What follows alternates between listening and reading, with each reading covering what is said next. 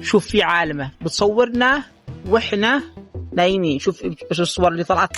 تلاحظ هنا 2 خلايا عصبية ترتبط مع بعض في مرحلة النوم العميق، ومرحلة النوم العميق تحدث تقريبا بعد 80 دقيقة من النوم ليلا، ويحدث فيه إصلاح الارتباطات العصبية وإصلاح الاختلالات في الخلايا العصبية وغيرها من الاختلالات.